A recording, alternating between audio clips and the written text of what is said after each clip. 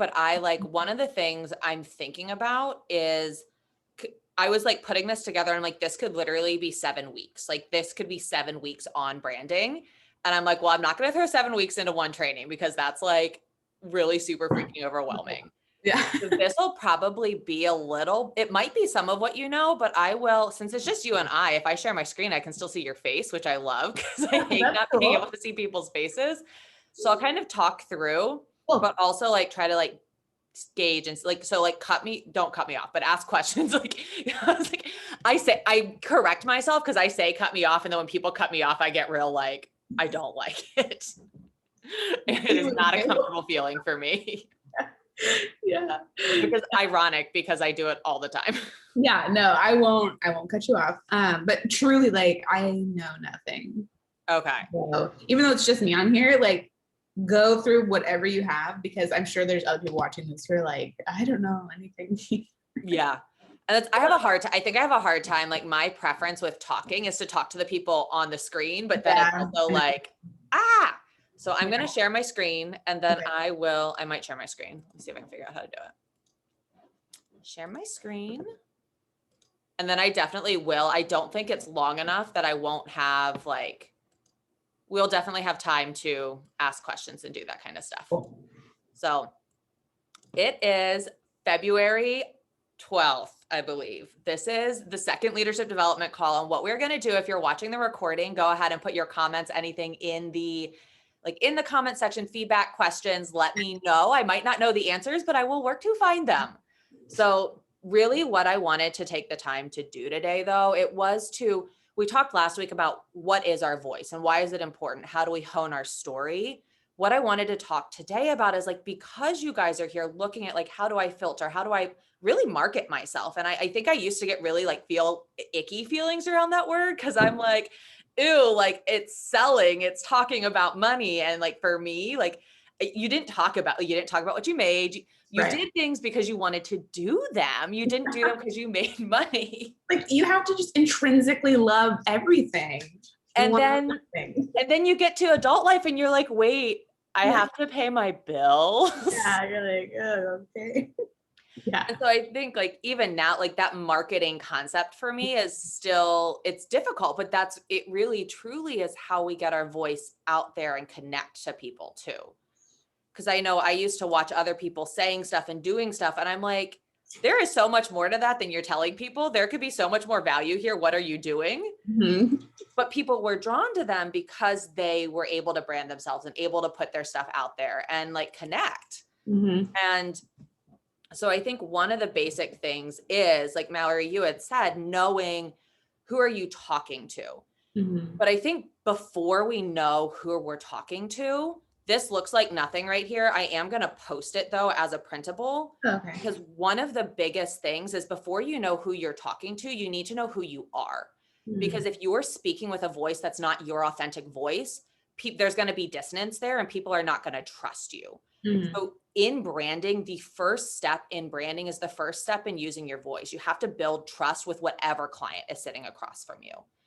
And one of the things that helps with that is narrowing down like no more than 5 things that you stand for. So because I'm a health and fitness coach, like with Beachbody, that's where I focus. My thumb is always going to be health and wellness. And within health and wellness, I can talk about my workouts. I can talk about personal development.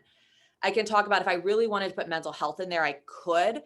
Mental health is such a big thing for me though, that I almost separate it into a different category. Right. And these 5 can change. I know like when I sat down with Shanice, like she and I talked about her 5 and she talked about social advocacy and being like being education and mental health and those integrated, being a COVID bride and being part of like a biracial couple and having her dogs. And so for me, my 5 really are like, I am a military spouse and I used to run and hide from that a lot because I felt like I didn't want to be painted as a stereotypical military spouse because I felt like people would see me as uneducated or dumb or as like, depending on other people. Right. Right. Yeah.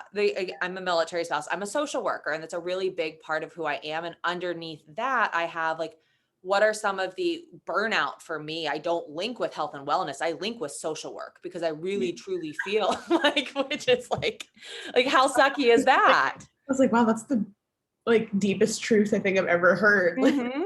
Like, it's not about me like trying to get better.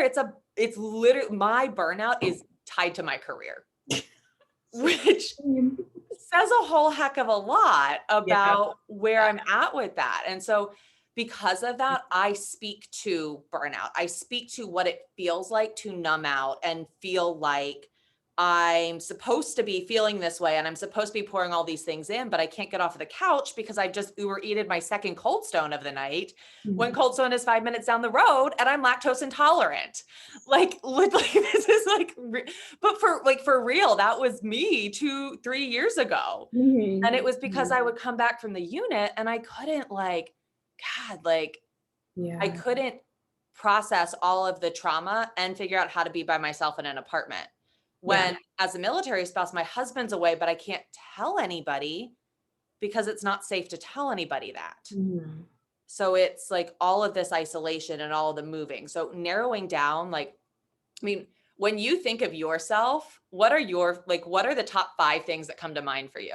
Oh man, I don't know. And I think this is where I get stuck because I have this internal like aversion to tying myself to anything. It's a long thing and I'm working on it. But like when I see people like have very defined identities, I'm like, I don't want to like tie myself to anything. Like I always hated for the longest time when people would say like, what do you like? They would ask me, what do I like? And I would say therapy, like, cause that was just like my world. And I realized, maybe you're, I don't know if this toxic job should be like the thing you respond with when people are like, who are you? And I'm like, you know? So I don't know. I've actually been in this like space right now where I'm trying to like figure out what my 5 things are, but like that are like truly organic and authentic. Yeah. And not filtered by everything else. Yeah. And I spent so long being like, I'm a therapist and like, stop, like, period. Like, that's it. That I'm like, I don't know what the other thing is. So I don't know. Like I wrote down 1, 2, 3, 4, 5 on my paper and they're blank. So, I don't know. I think maybe my biggest one, and it's kind of like where I'm at right now, is like, and I don't know how to like put this into like an identity word, but like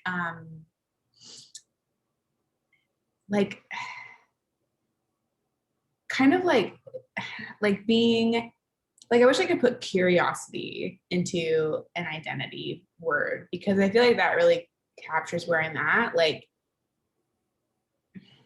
I don't know. I think so. Hearing you say that makes me want to say out loud, I looked at this last night. I have done this exercise with so many people. And every single time I sit down with somebody, I am amazed. Like I was looking, like I have Shanice's written out and she sat down with me and she looked at it and she's like, oh, this. And then she broke them down organically so quickly. If you notice, this page is blank. I had the option to fill out my 5 on this page. And I listed them because in my head, I have this running tally. I have never actually filled out this tracker for myself. And I have been asked to do this exercise probably 50 times. Interesting. And I think part of that is that I don't want to label myself, but I also have held a fear of putting a label on myself because this doesn't have to be your identity. It can be, what do people know you for? Or what is the content and the information you want to bring?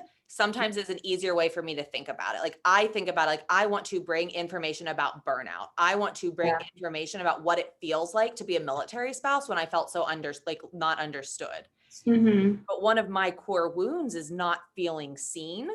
And because I don't feel seen, I don't want to be like, well, see me this way. Because then if I tell people to see me this way, then I'm like, well, don't freaking, you only. I couldn't hear what you said. Like, don't swear, Erica. This is a professional meeting. I think he said frick, but Well, the other thing I noticed is she will turn on, like she's on do not disturb right now. She will turn on if I say anything like too radically mental health wise, like she turns on and starts asking questions. And like it has happened probably at least twice that I'm in the middle of a session with somebody. And she like, I'm like, I swear to God, I'm not recording your session. I don't know what Siri's doing. I'm so sorry. That's so funny. And my kids are just like, what just happened? And I'm like, most of them aren't phased because they're so like all like, I'm like lucky if I get them to detach from their phone anyway. Yeah, they're like making a TikTok while you're in There's one I seriously wonder about sometimes. I'm like, when we make eye contact, I'm like, okay, we made eye contact 5 times this session and that's up from 0. So we're like, we are making progress. That's funny. It's rough. But that like, I have to frame it that because I know like health and wellness is something I want to bring. This exercise is incredibly hard for me for so many reasons because I feel like there's too many. I don't want to narrow it down. And like sometimes it helps to ask other people, when you think of me, what do you think about? Like what comes to mind? Yeah. I like for you, one of the things I might think about might be like astrology and knowing your chart and knowing all of that stuff. And that's something like you can carry that into, or plants, like plant mom and like all of like, how do I care for my plants? How do I do that? I'm putting And astrology also, down. like, yeah, no, go for it. And also like, gosh, like ingenuity in a lot of ways, like an ingenuity, I think is a word for me that captures like the ability to ask questions and be a self-starter and learn new things and take that initiative. Mm-hmm. And like all of those things can be part of this. And it might be, I was going to say ex-therapist and that doesn't cover it. It's like therapy can be a fucking scam because like there's so much freaking pedagogy in it that we don't know what the hell is actually going on and we're not helping people. And then you break down and it's like you have branded your Instagram, like you have branded in order to create your coaching business. Mm-hmm. And it might not have all 5 of these right now. And that's okay. Because right now what it brings in is it's very clear and direct around, I am helping people who are making major life transitions, such as leaving a career that completely defined their identity for a large period of time. Mm-hmm. Mm-hmm. And like, it begins to like sitting with these because it's uncomfortable. The other thing is they change. Like Shanice says that she's a COVID bride. Like she's in the middle of planning her wedding. Ultimately, COVID bride. COVID bride. Yeah. Oh my God. Bride. Okay. I thought you said a pogo bride. And I was like, what does that mean? COVID bride. Yeah. COVID bride. COVID bride. Yes. Yeah. COVID bride. And she's planning her wedding. She also lives bi-coastally. Like she lives on the other side of the country from her family. And so it's stuff like, and she's not going to be a bride. Like she's going to be married at one point. She's going to be a new spouse. Mm-hmm. And that is all going to come. So these are not set in stone and they morph and transition. But because we're drawn to people like us. Mm-hmm. So if we know an idea of like what's going on with me right now, it allows us to be aware of who's going to be drawn to us. Mm-hmm. And sometimes I use this really intentionally as a tool when I am thinking about it. If I'm going through something really hard, I know that my audience, because of what I speak about, there are times if I'm speaking about being in an incredibly abusive relationship, if I'm speaking about my self-harm, if I'm speaking about my eating disorder, I might draw people that are in that space. Mm-hmm. So if I'm not secure in my own recovery for some like reason, I'm probably not going to speak as much about that if I know that I'm not in a stable place to be able to provide support to somebody that might be bringing those things to the table in a really like large magnitude. So that's like something I try to be cognizant about as well. But I'll make a PDF of this so that it'll be in the group so you can kind of print it out too, because I like pretty things. So, but this is back, and you probably know a little bit of this, but why do we brand? Like now so much is online. If I used to go walk in Annapolis, Maryland. One of my favorite things in the world to do when the world is not shut down is literally just to walk in little towns and like see little stores. Yeah. See how stuff has been like put together. I remember talking the other day, like I'm sitting right here and have like this little setup right here. Mhm. Because I literally as a child used to look at things, like watch color combinations, and I would just like set them together.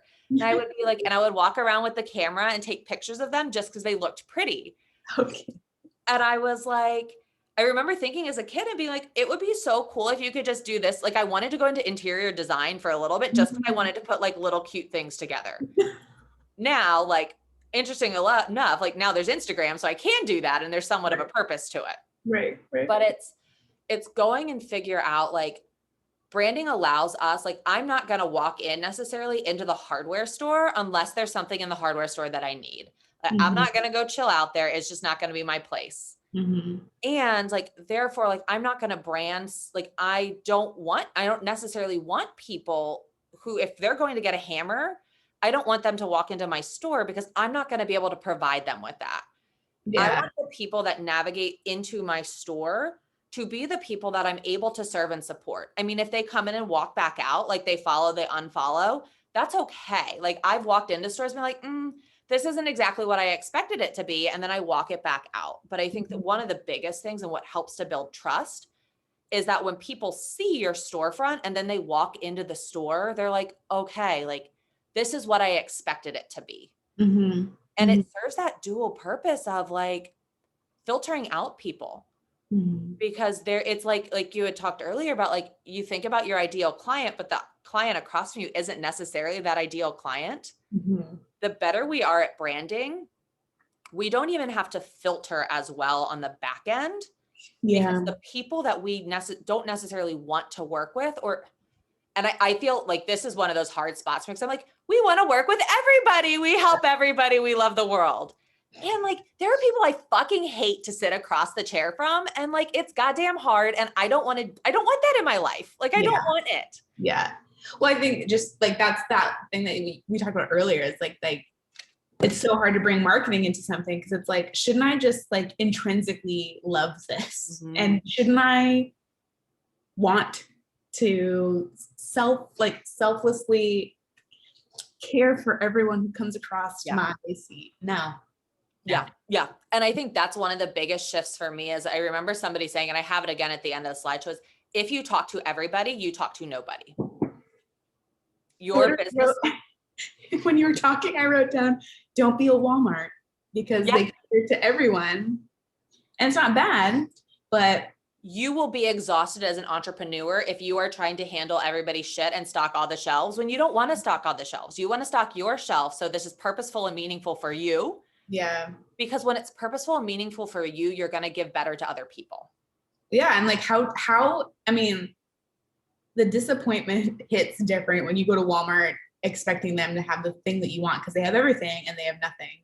Like they don't have that thing versus like when you go to like a more like a specialty store, you're like, oh, of course they don't have that thing. Yeah.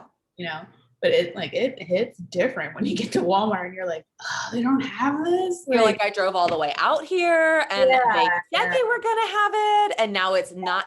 And you're not Walmart. So you don't have a corporation around you. So if you don't have something that somebody expects you to have, now they're mad at you. And now you're susceptible to being personally attacked, which happens in business. It happens in life. And like, is that your fault that that somebody else's expectation wasn't met? No. Does it mean that it feels any better to be on the receiving end of disappointment? For me, no, it doesn't. And so I think that's like, people get so scared. One of the things I hear and like talk about with coaches all the time is like, I don't want, and it's my dialogue too. So of course it comes up all the time. Like, what if I alienate? Like, I don't want to make people feel othered. And I don't want to make people feel not seen. And for me, it's that one. Like, what happens if I miss somebody because I've felt missed? And the thing is, if I'm working so hard to see somebody that I don't have the energy to actually be present with them, I'm not really seeing them and I'm not really providing the support that's going to be beneficial for either one of us. And like, I'm not going to be the best. Like the first thing I tell people, I know it's a little bit different with your clients, but like one of the first things I tell my clients is like, I might not be the best therapist for you and that's okay. And this is what it looks like to have, like, if you feel that way, let's have a dialogue about that and let's figure out what does work. Cause my time is valuable and your time is valuable. And like, I don't want to, like, I want to respect everybody's time. Mm-hmm. And I think, yeah, like and here, yeah. I will not ever do cold invites. Maybe I don't know. Not maybe. I truly don't know what that is. What is that? So a cold invite is, no, I'm glad that you asked that. So a cold invite is like network marketing. A lot of times is seen as icky because of like, you have people that will be like, oh my God, like join my team. Like we're going to lose weight in like 20 days. Like go ahead. They're like random, like you've never met them before. Yeah. Yep. I will not do cold invites. And that is one of the reasons I believe that branding is so important. I'm not going to send a random message to somebody on Instagram that I don't know. I'm going to build a relationship and let people decide if they want to walk in my store or not. Right. But because of that, I'm taking time and intention and funneling my energy into branding and into making sure that the content that I put out is such that like it's going to pull people in that like resonate with my message. So it's like when you put your stories out and you share your I still don't even like, it's not a wall, feed posts. I think like the post on Instagram, that kind of stuff as it ages you saying a wall. I know. I'm like, oh my, like, let me hold on. What's going, like, my mom jeans in my middle part. Yeah, my 90s mom jeans. Yeah. I'm young. No, but I call it the same thing too. I think it is feed. The feed. Yeah. It like that allows people, it allows your message to get out there. Cause then if it's on my story and they see it and they like that message, now they're coming to your storefront. Like that's increasing. And is with those words and those messages being true to who you want to resonate with, that is branding in its own, like very intentional in its own way. Yeah. The three things, and I'm not sure if this is something you came across or not, but I really think, and these are the ones that can be broken down into so many different parts, but there's 3 V's that are the basics of branding. And it is your values, your voice, and your visuals.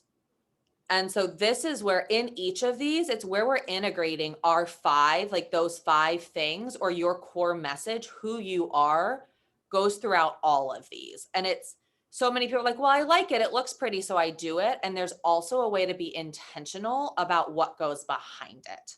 So with values, and that really goes down to what is my brand standing for? And so when you said curiosity, that might be one of the things that underpins the values of your brand. You want people that are curious about making change and what else can be possible for them. Like if this wasn't a store, if this wasn't a brand, if this was a person, what would they stand for? And I think one of the things when people get started, they can do is like, oh, well, I want it to be like healthy and like entrepreneurship and like revenue producing. And those are all things that can happen, but nobody, like I don't go and I'm like, let me go to the revenue producing store today and see like what information they have. Like no, like no, fuck no, like no. And so it's like, okay, so on the bottom, on the left are some examples that I've seen before, like passionate and authentic and supportive. And like, if you want to be revenue producing, maybe prosperous, like what does prosperous look like? What does that look like as a value? Like for mine, when I was asked, like, what does your brand stand for? When I looked into it, I was like, I want it to be warm and supportive. And I want people to feel seen. And like, I want to like sincere and honest and trustworthy. And I think this is where it is very easy to be like, oh my gosh, I want like regal and like fierce and list all these things that might look cool. But that like, when's the last time you were like, oh, I think Erica's real regal today? Like it's not me. Right. So if I create this entire like business at this entire like feed on Instagram or social media or on a website, it's like when you branded Elizabeth's therapy page. If I went to that therapy page and it was like bright pink and like, if it was the colors that I used to brand myself and it was for Elizabeth and it wasn't like the earthy tones and like It's not her. Mm-hmm. So people are going to walk in and be like,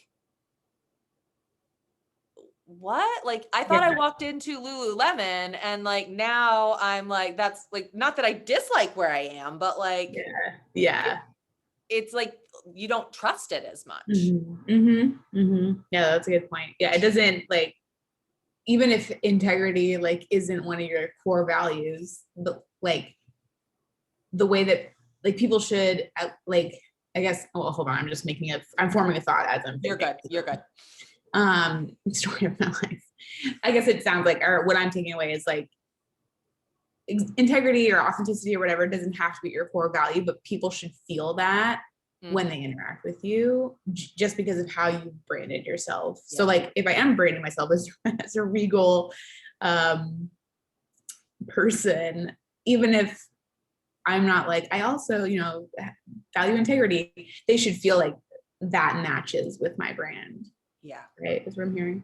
Yes. And I think that's really important. I'm actually really glad that you reflected it that way, because I think sometimes I think things in my head and I don't realize that like they're in my head and not like just like free floating information.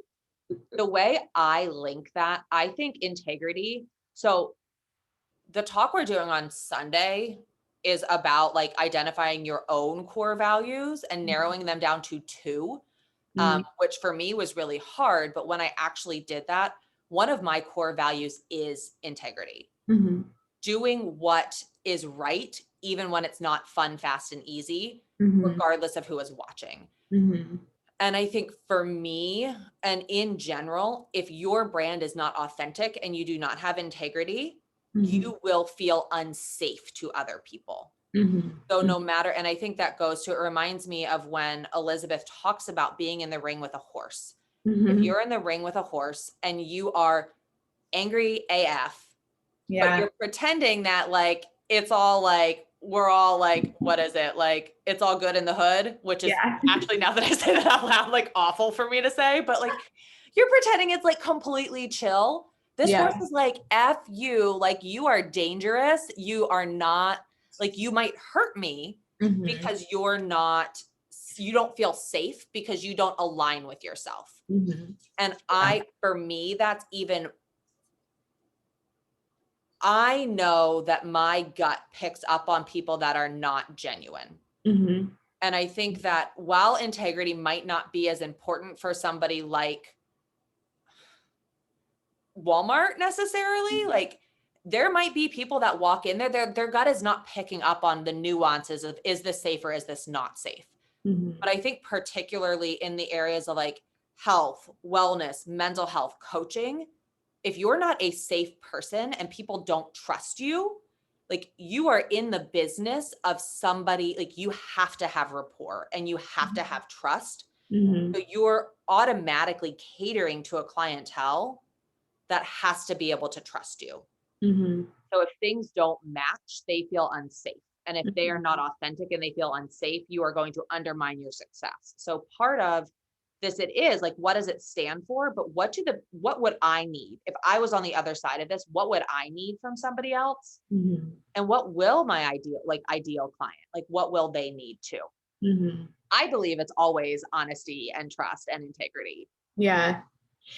It's funny that you use that example of EGB because her and I were talking the other day and she was talking about this experience she had. I love how she never watches these videos, but we like reference her. I'm gonna like send it to her. I'm gonna like, hey, instead of texting you today, I'm just gonna send you like this. Our celebrity. But she was talking about this experience where she was, at some barn that she was at, and I'm a really good storyteller. A barn somewhere in the US. She was at this barn. Sorry, I don't want to take a. Anyway, she was at this barn, and these people showed up that she knew, but she got super anxious because she was working with these horses, and she felt okay because she knows her ability with these horses, but she actually got super anxious about them, and they were expecting her to like lead them into this corral and like be around these horses, and she was like, I don't know. And she goes, when she's telling me the story, she's like, I don't know how they are. And I was like, oh, interesting. And so I'm kind of like thinking of that as you're talking is like also who are we as like leaders into like these stores, right? Like people, like I would want to know, and maybe this is like a little too convoluted because I can't ask every single client, like, are you safe? You know, but like constantly like reminding clients or calling out to clients who like are really, really, really unsure of like their own self, I guess. I don't know. I'm trying to like draw this parallel in my brain. It connects, but I don't know if it's connecting right now. How to get them to be curious about where they're at and how that Yeah. relates to the progress they want to make. Yeah. Yeah. Okay. Yeah. That's much better. More succinct. This is what happens when you work with teenagers. Like your ability to like conceptualize things like gets real good real fast. Yeah, exactly. Exactly. But and I think that's so true. And I think it's one of the things when you as a person or somebody building a brand have the ability to anticipate the needs or the pitfalls. And we'll talk about that in a little bit because I think we get stuck on thinking about our ideal client. We think about what will they do? So much of our ideal client is built on the pain points that our client is feeling. So okay, yeah. I think that's where my brain was. Yeah. And so this really just goes up like how, in addition to those values, if it's hard to nail down those values, how do you want others to feel? When people walk into your store or people walk into your presence, how do you want them to feel? Do you want them to feel like mine were seen, heard, safe, belonging, trust, empowered, unencumbered, like possibility, hope, connection? What do you want to give to people and how do you want to make them feel?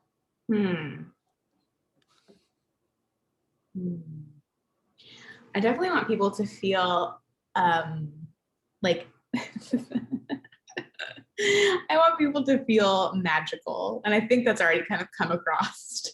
Yeah. But like, yeah, I want people to feel like magical beings. Like there's so much, I guess, like limitless and like potential and not keyhole. We've talked about this, like not being keyholed into like one thing. Like you are like, not to be like cheesy, but it's like you are like infinite. Like you can do so many things. You just, you know, have been told that you can't or whatever. So I think that's how I want them to feel. That makes me really think about, and it again, like goes back, like I get catchphrases in my head, but it's like, who were you before somebody told you who you should be? And what is it like to get back to that place of knowing that just because you are who you are doesn't mean you can't go or do or be anything different. Like, and that's, I think and I mentioned it a little bit, hopefully I'll remember to mention a little bit later on, but it goes back to like, what do you do in your I help statement? And it took me a really long time to narrow my, like years and years. And somebody just asked me the other day, but what my I help statement and the people that I seek to serve is women, high functioning women who have lost themselves and their identity in someone or something else, like motherhood or a career or like schooling or like a person, a relationship. And I think like, and thinking about like therapy in particular and what drives us to, I mean, everybody comes to different places through different things, but I think about I was a student athlete because that's just what you did. And I got straight A's because that's just what I did. And I never had that curiosity. It wasn't, I was taught to be able to think and analyze things and the world and society, but I was never given that frame of reference to think and analyze about what I took for granted about what just was and what wasn't. And like building that curiosity, I don't even know like where this came from, but like being able to build that curiosity around what do I want? How do I even begin to think about what the heck I want when all my life I've been barraged by all these things that are good and not good? Like, what are the lenses that I'm wearing that I don't even know that I'm wearing, and how do I begin to take them out? kind of thing. Ugh. The second V is your voice. And that really very much goes back to, and a lot of it, like, especially with like Beachbody coaching, we're talking on our stories, but in any area of business, people that talk on their stories and infuse their person, their face, like there was a photographer, and I forget who it was, years ago, that she had all these beautiful pictures on her feed, like absolutely incredible, wonderful, and people followed it. But when it just skyrocketed her business, she started talking on her stories and showing pictures of herself. Because we connect, like we want to connect with others and feel like we belong. And thinking about, as you're using your wording, as you're typing, and a lot of us do this very naturally and don't realize that we do it. But it's like you had said the other day, you're like, oh my God, like you're cursing so powerfully. And like actually using my voice instead of being like, oh my God, like I might upset the parent who's got a kid on the other end. Like I get on the team calls and I still apologize sometimes. And Megan is like, Erica, like, you think my kids don't hear the word fuck? Like, fuck, like they hear it all the time. And so like, if I'm going to offend somebody, and I actually dated a guy once, and I dated him, right? Brian and I were friends. And I actually, like, I remember standing in my kitchen in grad school and like filtering everything I was sending this guy, because he was uber Christian, like uber Christian. And like, dear God forbid that I would ever utter a curse word. And I was on the phone with him and I dropped an F-bomb because I'd been talking with Brian, and I had an ingrown toenail, and I'm like, it's fucking disgusting. And this guy was like, what did you just say? And I was like, shit. And then I was like, shit. But I curse, and I had edited myself. And it's thinking about that in the form of, when we're speaking in our platform, is it authentic to us? Because it's not going to feel safe if it's not. But also, like, are you trying to present as, like, you can see like some of the LPCs that market themselves want to come across as very professional. They're using professional language. Like, am I using simple language? Is it colloquial language? Like, how do I want people to talk to me, and what do I connect with? And I think the bottom, like instead of like, is this going to upset anybody? Like, is anybody going to take this the wrong way? People are going to get upset, and people are going to take it the wrong way, period. And I think if that's like, because that was my stumbling block, if that's what we're going to get our fingers wrapped around, we're not going to get where we want to be. Right.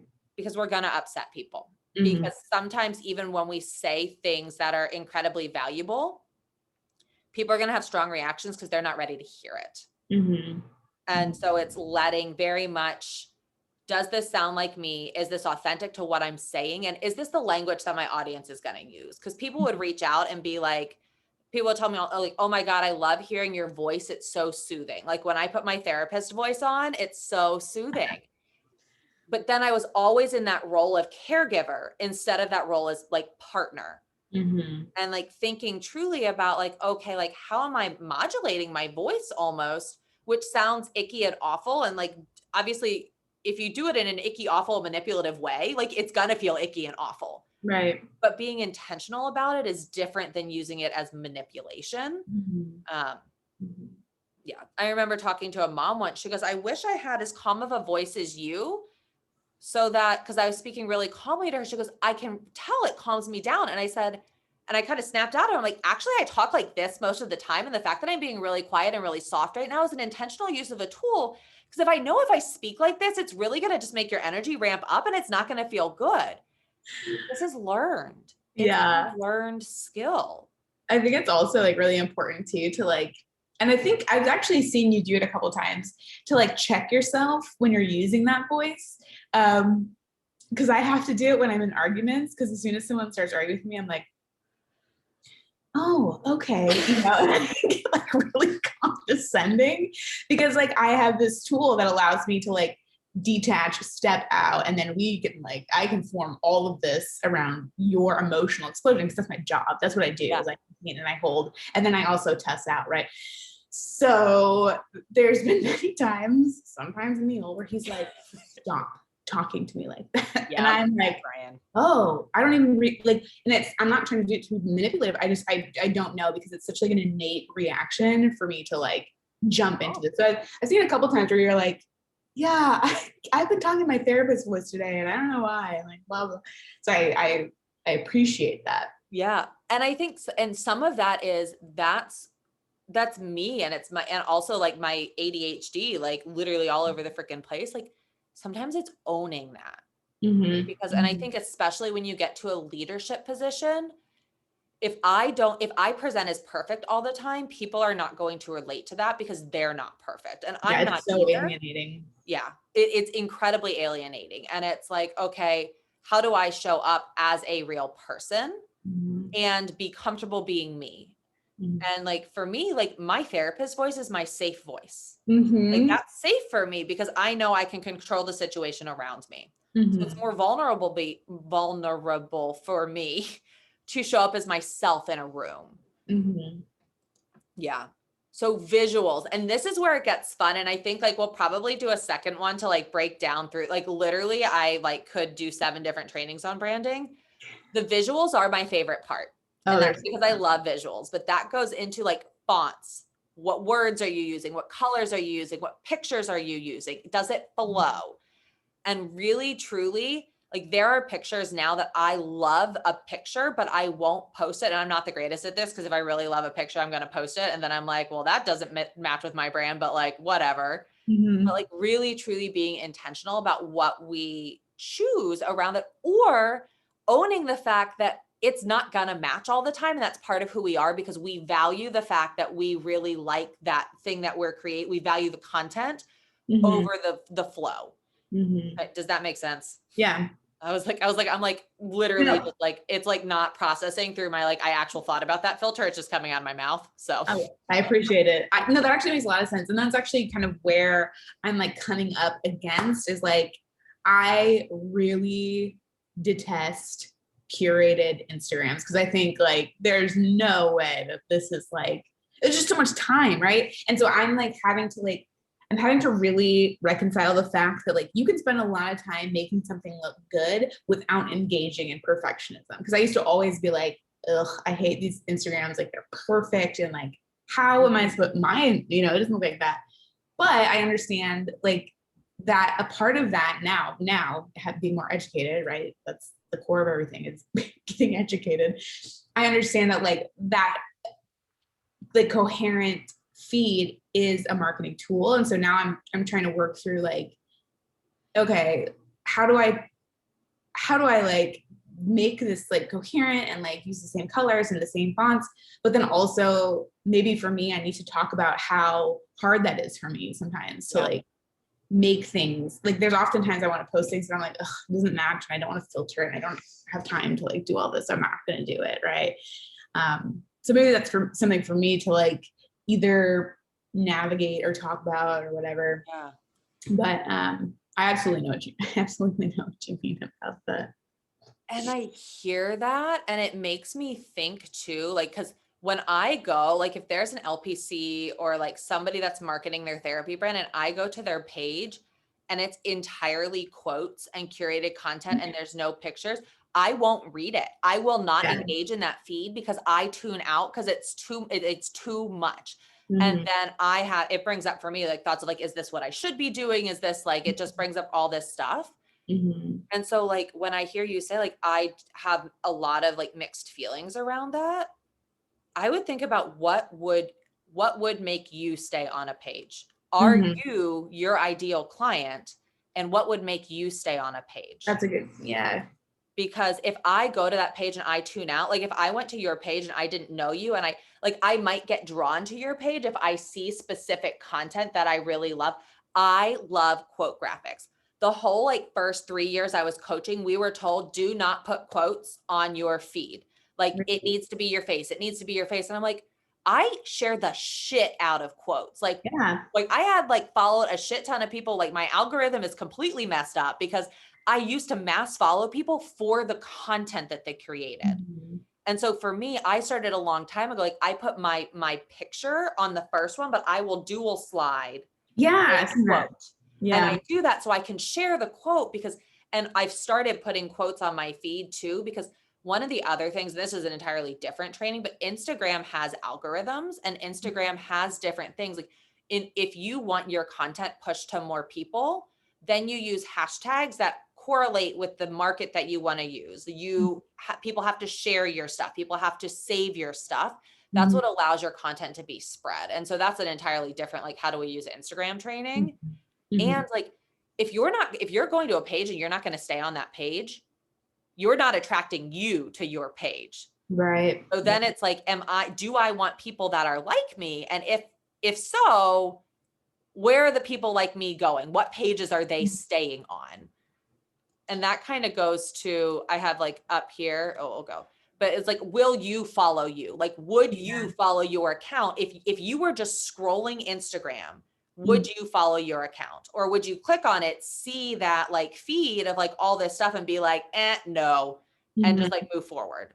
Oh, I love that you put why you chose those colors. Yes. So I am not a color psychologist by any stretch of the imagination, but colors are not just like, it's helpful to choose ones that are visually appealing to you, because like recommendation wise, like I wear like my colors, like I mean, what colors do you think of when you think of me?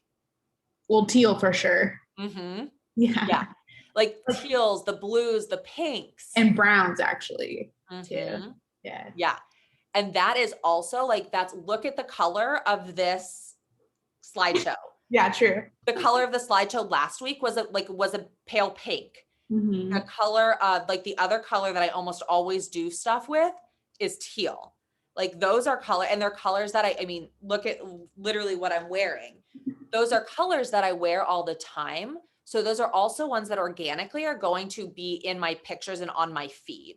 So that is something I built, and like and I'll show you samples of feed, like when I've branded and when I haven't, and when I don't do a great job at it, which is often, but like what it looks like to see the difference. Because if I have a feed it doesn't look overly curated, but I've got pale pink somewhere in each photo, and I filtered that photo with a similar filter, even if it's a really subtle filter, it gives it a different flow, but it doesn't feel like it's completely curated content. Yeah.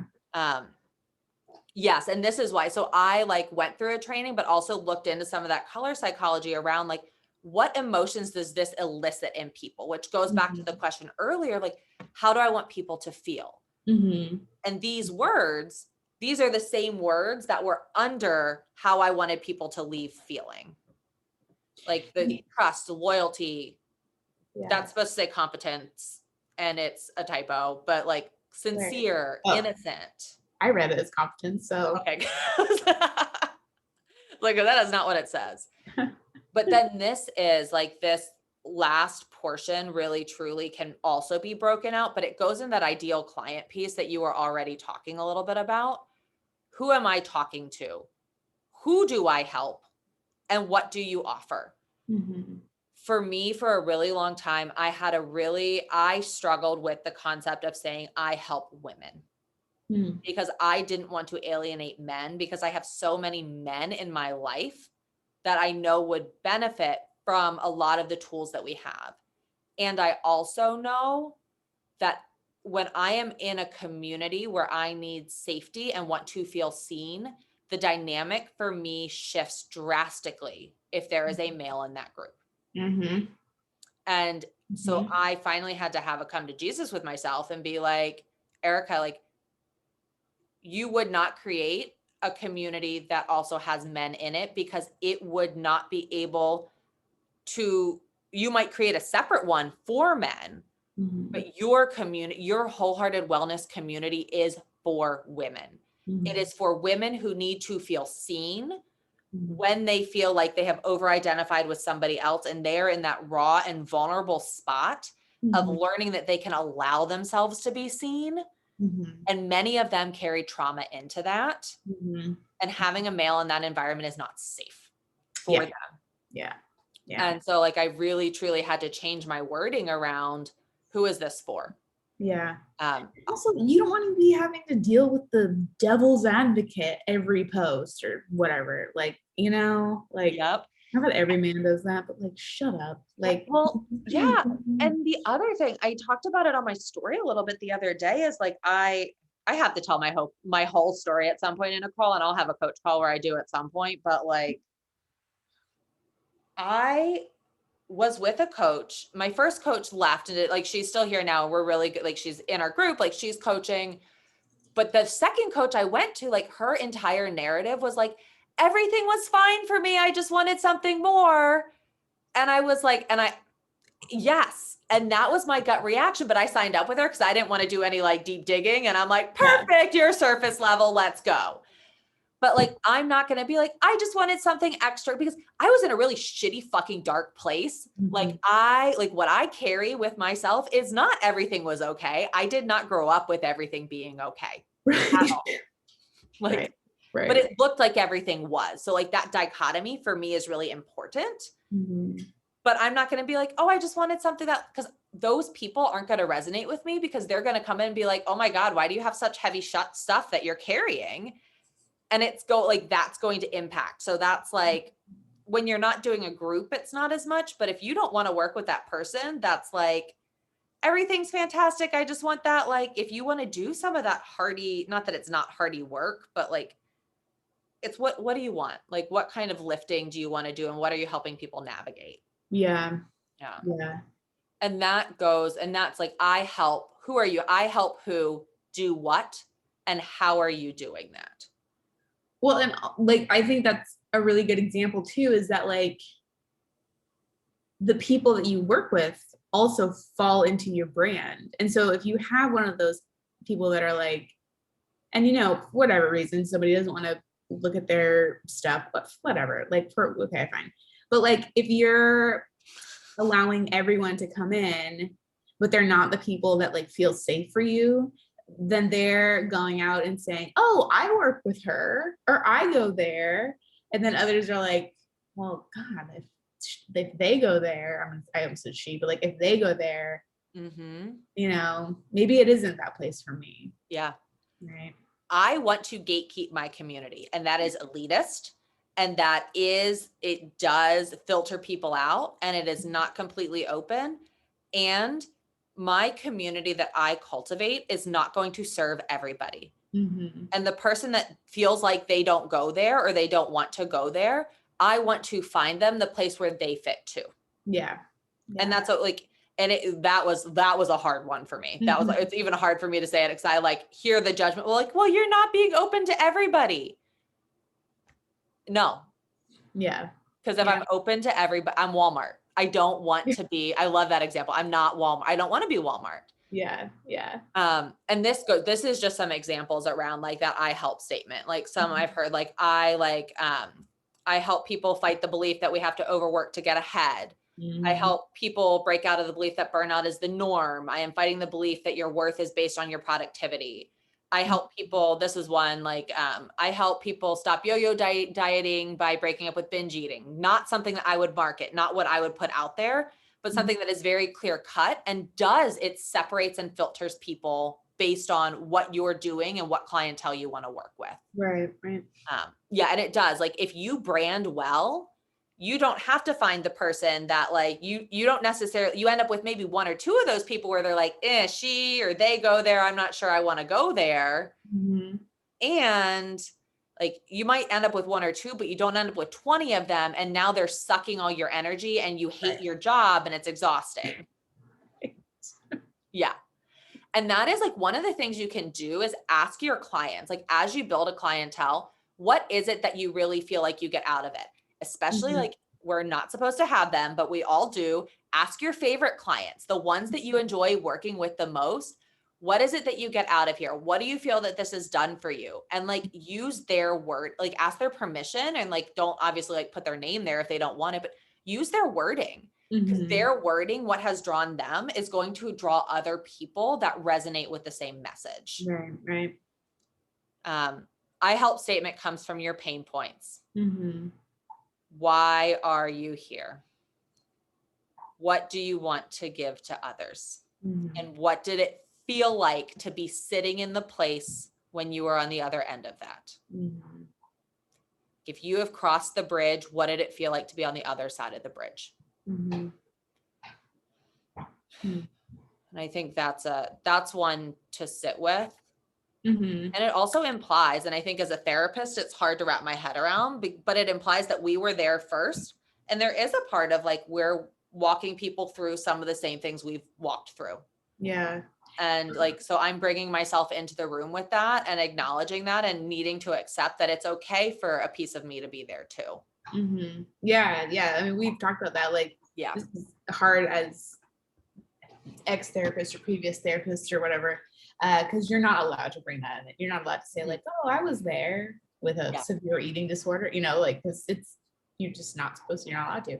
Yeah. Yeah, I have help written down, but I don't have anything after it. So I think I'm gonna reflect on that and see I help who do what, and I have a pain point, actually like diagram that I'll put up, because for me, it's taken me years to refine my I help, and it will change, but I had to look at what is, and I hate to frame it this way because it feels icky to me, and I have to watch it and make sure I'm not in like a rescuer complex. Like, what did I need to rescue? Like, who am I rescuing? Like, what did I need to help myself? What were the things that I needed? What was I feeling that I needed to rescue myself? And what was that like? Nuts and bolts. And this is like one that we can break down, but like, in order to actually build like that curated feed, but like not overly curated feed, a consistent filter, and even just a really, really teeny tiny minimal one, like whether it's through, like I use Lightroom and I got some off of Etsy. Like you can get ones for like $1, $2, 50 cents on Etsy, like, and find ones that like, it doesn't change the picture a lot, but it changes it enough that you're not getting radically different like lighting in every single thing. Right. But then it's like, it's curated, but it's not like we're not editing the photos, or it's not the exact same thing. Integrating your brand colors, like, and whether that's in your marketing. So like yours very much is that beigey color that you have. Yeah. The beige, the white, the black. Yeah. Going with that. Which is so funny because it's not, obviously look at my wall, like those aren't colors that are in my home, but for some reason on there, it felt right. Well, and brown, let me go back to it. Oh yeah, trustworthy. And dependable. Yeah. I would look and like, I wonder if they're like, I would wonder what drew you to that. Yeah. I also noticed that I'm like being drawn towards like a lot of burnt orange, which that makes sense. This is actually supposed to be more orange, but yeah, it's teal. Also, sorry, the coffin is not anything creepy. It's just a butterfly. It's a dead butterfly. I've seen it, so I didn't even like think twice about it. But like, as soon as I like brought attention to my wall, I was like, you're like, oh, there's a coffin. Yeah, I have a bunch of like butterflies. Anyway. Yeah, no, so I use Lightroom to do that. And I'll show you some examples, and I'll probably share them. Like I might do like a larger training on just like this, because this is like a day in itself. Yeah. But these are examples of feeds that are branded, but aren't curated in the same way that they're like an entire wall of different things. Like, so on the left, and these are actually like pulled at different times there. So you can see like they've slightly changed their branding. So Kate Schultez, like she has, like the first one was about a year ago. And at that point in time, she was in the process, she was dealing with infertility. They were trying to get pregnant. A lot of it was transitioning to like, how do I try to prepare to be a mother and make myself more healthy? But you can see kind of her 5 things. Like family is huge for her. Fitness is huge for her. Fashion was huge for her. Like, and you can see like the business aspect. You can kind of see those 5 things integrated in. And then you transition over to she ended up getting pregnant, had a baby. And so now really a lot of it is like, it's her and her son. And you can see how it's like very muted, and it's like a consistent color throughout the feed. Yeah, yeah. But she's still got different like life photos, and like her brand, her market very much before was women. She was a teacher that had left her teaching job, was suffering from severe burnout. And that was like, that transition took place. And now it's mothers, especially mothers that have lost children and suffered miscarriages and being able to like, how do I reclaim my own identity and keep my identity as a new mom? Then Angie Bellmare is like, her thing is like fun and playful. And she's actually, you can see in hers, one is very, very red and the other one is very pinky. And like, I love Angie. I think her stuff is so fun.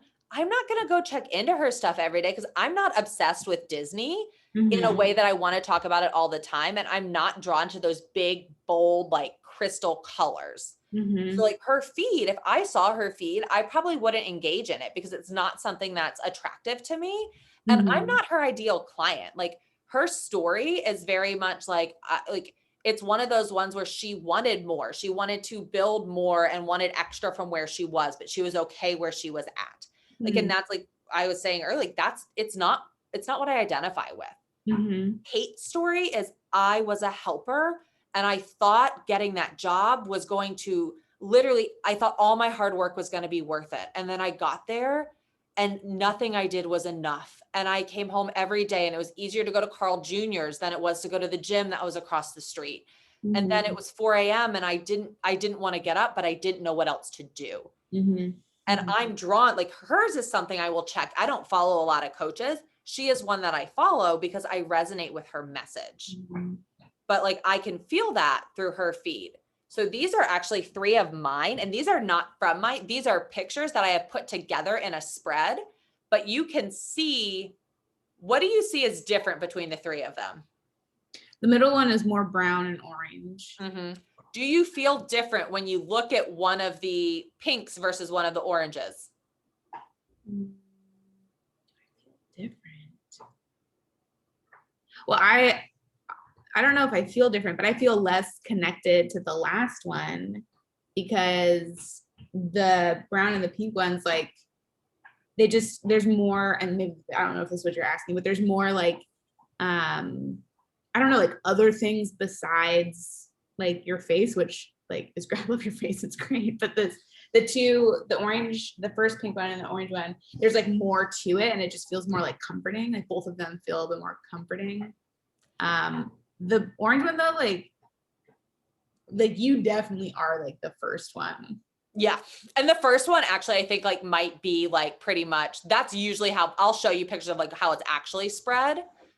But like the pictures in the first one and the last one, with the exception of like one photo, are the same. Oh, interesting. Yeah. They're just laid out what I did. Like they're the same colors. Most of them are the same, but they're organized differently. So it shows the impact because you're drawn to the one that has others. It's not just my face. Yeah. You're drawn to that because of how I've laid it out. And that one, the first one is more of a representation of my 5 because it has like I'm drawn to quotes. Quotes are something that are huge for me. So like the sticker there, the like, never forget how wildly capable you are. Thin, like the decorations with the energize, the note taking and the planning, it's more fully integrated. But that shows the power of how am I watching? Like if I just throw up 20 of my face, how is that attracting somebody differently? Yeah. Yeah. And okay, now that I see it, like the middle one is great, but it feels very like disorganized and it's more professional. There are more professional photos. There's less there's no like workout ones. There's one workout one. There's one workout one, but I'm in full makeup and I'm very posed. As opposed to like the first one, there's multiple where I'm not wearing makeup. Yeah. And it's more of what I would look like on a date. Like the first one is me. And so but that goes to like especially when you're doing, so the overly curated Instagrams can actually be the ones that are a lot of color and not a lot of pictures. Can actually be easier in some ways because when you start throwing in photos of yourself in real life, it elicits very different feelings. When you're scrolling through a feed. But that's like, yeah, that's why I wanted, because like, that's the power of like, these are all in my Instagram. And when you put them together in a specific pattern, and I'm not sitting here like overly thinking about it all the time, and I don't do a perfect job with it. There's lots of room for growth. but it shows the power of like, I almost always try to alternate, like, cause even, if you look at the last one, the third row down to me feels really uncomfortable because like 2 of the photos are posed exactly the same way. So at least the row above that, I'm like alternating how I'm standing, which Oh, breaks up yeah. the visuals a little bit also. Yeah, but the Hmm. last one is closest to my real feed because here we'll show like this is some of, and this is where it shows like, obviously I did a better job choosing the color choices when I actually was being intentional about the branding than I am here. So like you see like the very, very beginning of my this is like the first couple photos from Instagram where I had like a quote that wasn't like 2 quotes that weren't mine, and there's no consistent filter.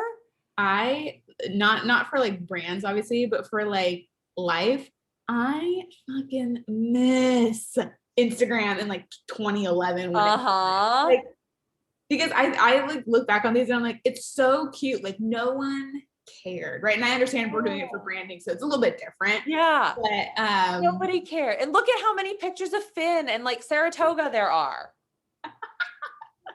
But that also shows, so that the one photo that has my face in it is 2 years old at that point that it's on that feed. interesting. Which also, when you're like somebody that doesn't think about it, I was so uncomfortable with myself that I would not post a photo of my face on my Instagram. Interesting. My Yeah. face is not on there because of how uncomfortable I was with myself.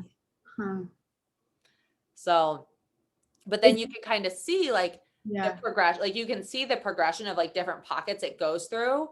But like the last one has the same filter on all of the photos. So even though they're not the same color, and it would flow better if I had like the same like colors like it was in the last slide, it's still at least like you're not seeing like different pockets of color or pockets of like shadows as much. Random question, actually 2 questions. Do you use the Lightroom on your phone or do you have it on your computer? I have it on my phone. I used to have it on my computer just because I used to do photo editing. But it was really complicated. I know I had no idea how to use it. Yeah. So I literally I have a pre-made filter. I usually use 2 of them together. Actually, I downloaded them into Lightroom. I put my photos into Lightroom. I click the filter or the preset and I upload it to my phone, and then I upload it to the thing. Okay. The other thing I use, and I don't remember if it's paid or not paid, but I use an app called Unfold. And it's the one I use to make my workout stories also. I use it to make my workout stories, but it has what's called an IG grid planner. So I can actually, like if I have a couple photos and I'm trying to decide like which one do I want, or like that last feed there, like the one where you're like, that's a lot of your face. What I do is I try to look in advance. So like, this is my current like Instagram spread, and I can actually choose. I could be like, oh, like I'm thinking about adding like this random photo that I took this morning.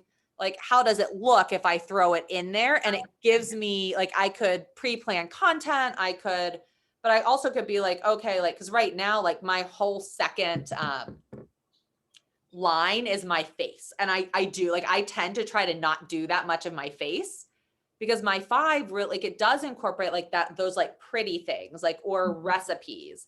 And so like, I really like looking at my feed right now, I've got a quote in there, but it's about to disappear off my 9th grid.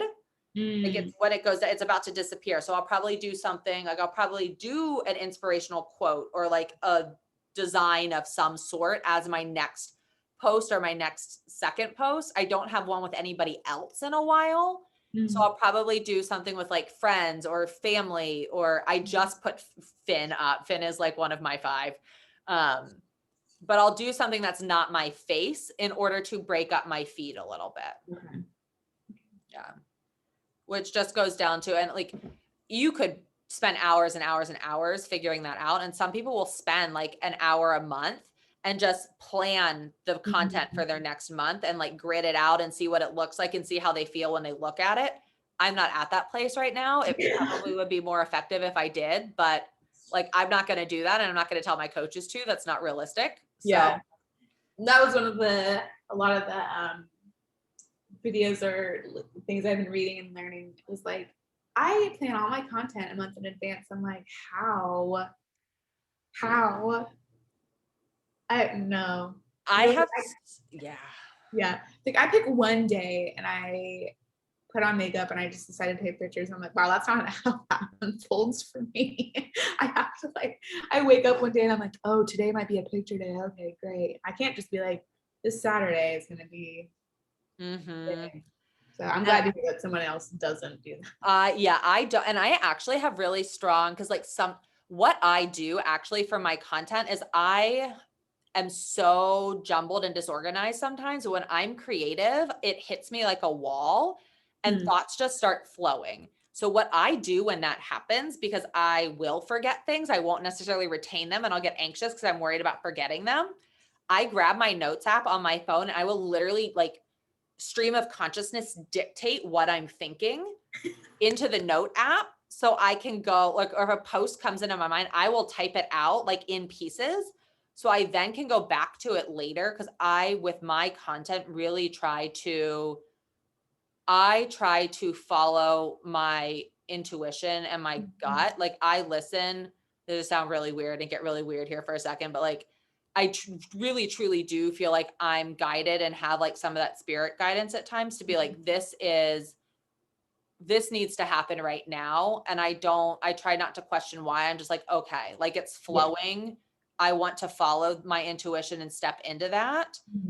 And because of that, like sometimes I will plan in advance if I'm like, you need to have this down. Like I let myself feel that and trust that it's that way for a reason. And sometimes it's 10 o'clock at night, which is not necessarily a good time for me to post my photos because most of my followers are online and they're like, I'm just like, it's here. Like you need to post this. I don't fight it in my gut. I put it up there. And almost every single time I've done that, somebody reaches out to me and is like, I really needed to hear that today. And like, and that's not necessarily a business strategy part of me, but it is important to me that I show up in ways that are meaningful for myself and others. And so I think some of that is like, my recommendation is always like, go with your gut, go with your gut on that. So it's kind of that woo woo stuff, but it's like, I'm literally writing down tarot right now. So I was like, wouldn't that mean I see like a card pull like once a week or something at the start of the week? That would be really cool too. My mom finally found it, and so she started following me, and I was like, well, lady, you're not gonna have a great time here. And sometimes my mom watched one of our team calls, and I love my mom. Like I love her to death. And there's some stuff that I have started saying on team calls that she doesn't know, or it's not as filtered as she's used to. And I'm like, okay, well, here we are. Yeah. I'm going to like move this because I'm tired of looking at pictures of my own face, but I'm going to stop sharing. But did that give more information than you had coming into it? Yeah, it did. And it gave more like clarity. Like I have like some notes written down that I love it. Yeah.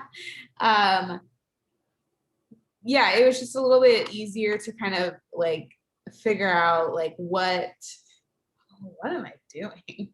Because the place that I kept getting stuck was like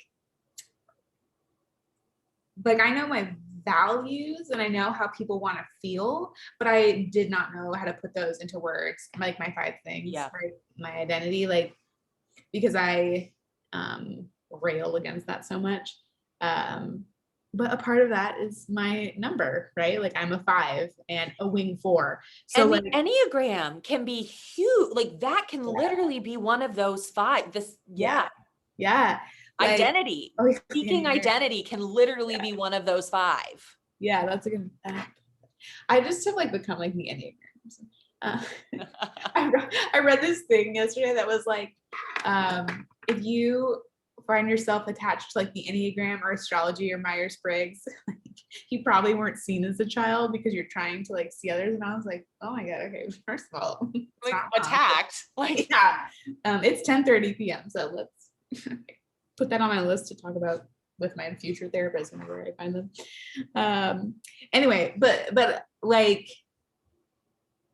I know that I like rail against solidifying an identity because of like my personality. And so this was really helpful for me to be like, your identity doesn't have to be, I'm a blah, blah, blah. It can incorporate like feelings or like grander. Like I literally wrote, 1 is career / burnout, 2 is astrology / witch / tarot, 3 is plants, 4 is ex-therapist, 5, because I'm owning that title, 5 is wellness and like maybe travel like. And so those aren't really necessarily, I don't know, I guess they're things, but yeah, it was helpful for me to kind of just like organize and understand. And you can take the railing against identity, that in itself is something that other people identify with. Yeah. I will not say, when people ask me, what do you do? Oh my God. Or like, who are you? Mm-hmm. I very much will like, because I would like, I'm a social worker. I would never say military spouse. Like I'm a social worker. I'm this, I'm that, but then I'm like, wait a second, like those are all labels. Mm-hmm. And like people are trying to find words, like trying to find language for that in ways that you speaking that can give language to that too. Mm-hmm. So we know I'm all about the words. Yeah. I feel like when people, not many people have asked me because I've been around like 2 people this whole year, but like when we can like go back to like life and people ask me like what I do, I think I'm gonna start saying like, I'm gonna tell you what I love. Like, because I don't care about what I do. Right now I don't, right? Like, Yeah. And it's not my identity. But let me tell you about the things that I really, really love. Like,